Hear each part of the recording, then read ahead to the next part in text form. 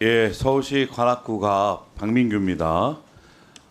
방금 전에 노중명 의원님께서 우리 KBS 공영방송의 보도가 얼마나 윤석열 정부와 김건희 여사에 대해서 사실을 가리고 국민들에게 사실을 어떤 잘못을 은폐하고 있는지 똑똑히 봤습니다. KBS 방송사들께 묻겠는데요. 저는 보도의 공정성 이외에도 KBS 문제가 많아서 질의하겠습니다. 김희철 전 사장이 윤석열 정부 때 내쫓김을 당했는데 그 당시 핵심 이유가 경영 실패였습니다. 그런데 올해 8월까지 KBS 경영 실적 자료를 제출받아 살펴보니 경영 실패로 쫓겨났던 김희철 사장 재임 중 그 기간보다 우리 박민 사장께서 경영하셨던 동일 기간에 수입이 136억 원이나 감소했습니다. 근데 이는 인건비를 무려 201억 원이나 줄였는데 비용을 줄였는데도 단기 순손실은 도리어 563억 원에 도달했습니다. 또한 중요한 건 KBS의 영향력이 시장을 통해 확인될 수 있는 숫자가 바로 광고 수입입니다. 자, PPT 띄워주시죠.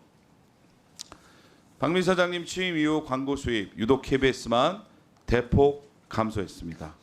물론 지상파 광고 시장이 작아지고 있지만 박민 사장님 취임 이후 KBS 광고 수입만 유독 줄었습니다. 비교 한번 해볼까요?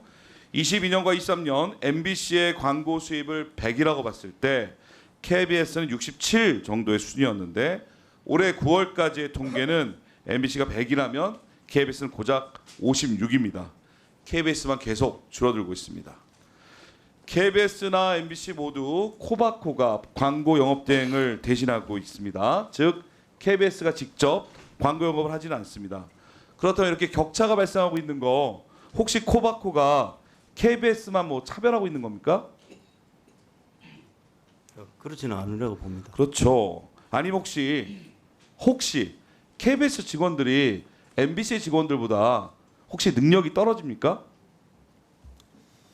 KBS 광고 수익이 왜 떨어지는지 대해서 저한테 설명할 시간을 주시면 제가 설명을 드리겠습니다. 네, 그럼 마무리에 좀 드릴게요. 예. 이진숙 위원장은 직무정지되신 분, MBC를 민주노총 방송이다 비난을 많이 했는데 혹시 KBS가 MBC보다도 민주노총 조합원 비중이 높습니까, 사장님? 아닐 걸로 알고 있습니다.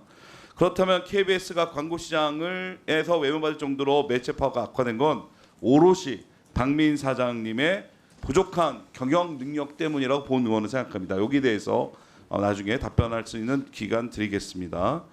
이번에 박민 사장님 다시 사장하시겠다고 지원서를 제출하셨더라고요. 그 관련돼서 내용을 좀 보니까 재임 기간 동안에 위기를 극복했다 하면서 성과의 첫 번째가 TBS 수신료 수입 감소를 최소화했다고 했습니다. 그 원인으로 타 분야의 직원들을 159명이나 수신료 업무에 투입했고 굳이 예산까지 들어가면서 민원 콜센터를 확충해서 수입 감소를 최소화했다라고 자랑스럽게 써놓으셨더라고요. KBS에서 방송 제작을 맡던 직원들을 수신료를 걷는데 보내버리고 또 비용을 들여서 콜센터를 확충했다. 이거 KBS 본연의 업무의 능력을 줄여들면서 안 써도 될 비용을 쓴 거 아닙니까? 답변할까요?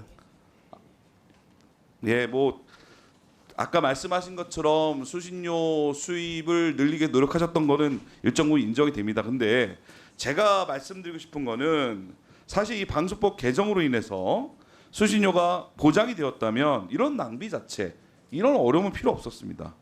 수신료 거두려고 온갖 노력 다하면서 KBS의 본연의 역량까지 훼손해 가면서 막상 수신료의 법적 보장은 반대 입장 내셨습니다.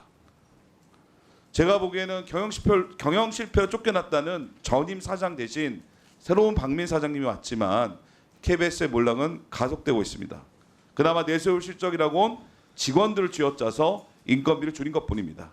또한 KBS 수신료 감소를 선방했다고 변명했었지만 수신료의 법적 보장은 이율배반적으로 반대하고 있습니다. 게다가 자신이 임명한 핵심 측근들마저 불과 10달 만에 박민 사장님의 리더십을 비판하며 도전장을 냈습니다. 많은 의원들이 지적했듯이 내부 신뢰도도 거의 바닥 수준입니다. 제가 보기에 박미 사장님은 다른 데 신경 쓰지 말고 KBS 내부 실력부터 회복해야 될 것 같은데 한번 그 관련돼서 답변해 주십시오. 종합적으로. 예, 종합적으로 답변드리겠습니다. 단기 수준 손실 관련해서는 현재까지 563억 적자가 났습니다. 근데 그 중에 명태를 위해서 190억 됐기 때문에 전년 동기 대비하면 개선이 102억 정도 됐습니다. 두 번째 광고에 대해서 말씀드리겠습니다. 광고의 대부분의 광고 수익의 70% 가까이를 드라마, 나머지는 예능에서 기여를 합니다. 근데 드라마는 적어도 1년 6개월 전에 세팅이 됩니다. 준비가 시작되고 예능도 적어도 6개월이 필요합니다. 저희가 작년 상반기부터 지금까지 한 대부분의 드라마, 예능은 전 집행부에서 기획이 됐던 드라마고 이게 그때 작년부터 이미 광고 같은 건 이미 수주가 들어옵니다. 자, 내년 광고를 올해 지금 저희도 받아들이고 있습니다. 그래서 그런 충분히 부분들을 알아들었습니다. 반영을 좀 배려를 해주셨으면 하고요. 예, 그런 부분들도 일정 부분 했지만 뭐 본의원은 크게 동의되지는 않습니다. 자, 조혜진 KBS 본부노조 수석부본장님 잠시 증언대로 나와주시겠습니까? 자리에 안 계십니까? 이거 중단하세요. 50초에서 죄송합니다. 1분에서 다시 시작할게요.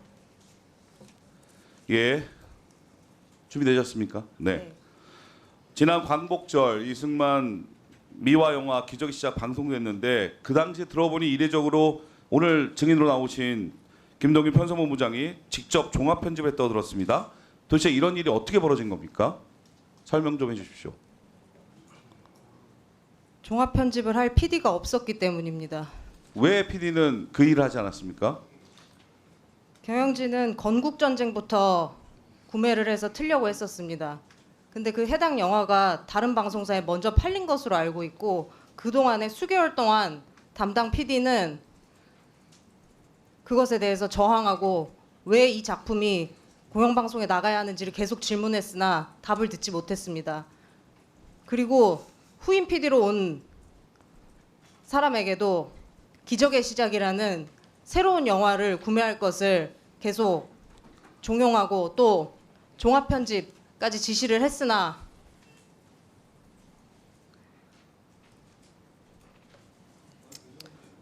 해당 PD는